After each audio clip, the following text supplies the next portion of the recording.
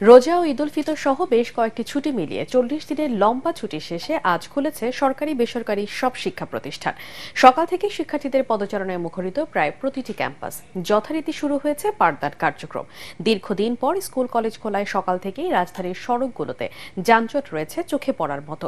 যদিও প্রথম দিন অনেক স্কুলের শতভাগ শিক্ষার্থী উপস্থিতি নেই। অন্যদিকে এখনো পাঠ্যবই না পাওয়া স্কুলে আসতে অনীহা রয়েছে অনেক ছাত্রছাত্রী। এর আগে গত 27 ফেব্রুয়ারি স্কুলগুলোতে সর্বশেষ ক্লাস হয়। পরের দুদিন শুক্র শনিবার সাপ্তাহিক ছুটি থাকায় আনুষ্ঠানিক ছুটি শুরু হয় 2 মার্চ থেকে।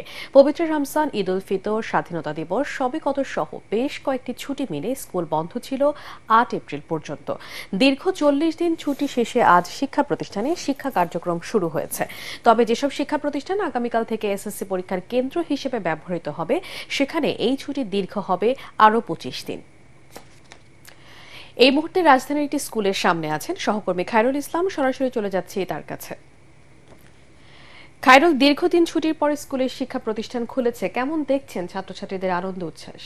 জি, আপনি জানেন যে আসলে পবিত্র রমজান ও ঈদ উল ফিতর সহ আরো বেশ কয়েকটি ছুটি মিলিয়ে দীর্ঘ 40 দিন পর কিন্তু আজ থেকে সারা দেশের শিক্ষা প্রতিষ্ঠানগুলো কিন্তু খুলেছে। আর সকাল থেকে কিন্তু আমরা বেশ কয়েকটি শিক্ষা প্রতিষ্ঠানে কিন্তু ঘুরেছি। সেখানে গিয়ে দেখেছি প্রায় 70 থেকে 80% শিক্ষার্থীদের কিন্তু আমরা উপস্থিতি দেখেছি। তারা আসলে অনেকদিন বন্ধের পর শিক্ষা প্রতিষ্ঠানে ফিরতে পেরেও কিন্তু আনন্দ প্রকাশ করেছেন। শিক্ষকরাও আসলে শিক্ষার্থীদের উপস্থিতি দেখেও কিন্তু আনন্দ প্রকাশ করেছে।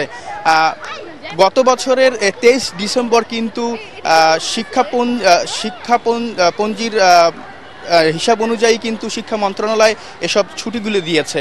এছাড়াও কিন্তু এবছর এইচএসসি পরীক্ষা যে সকল কেন্দ্রে হবে সেসব কেন্দ্রগুলোতে কিন্তু এখনও ছুটি রয়েছে।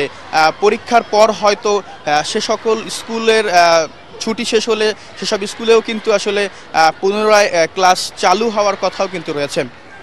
এই ছিল আমার কাছ থেকে রাজধানীর শিক্ষা প্রতিষ্ঠান থেকে সর্বশেষ খবর। খায়রুল, আপনাকে ধন্যবাদ।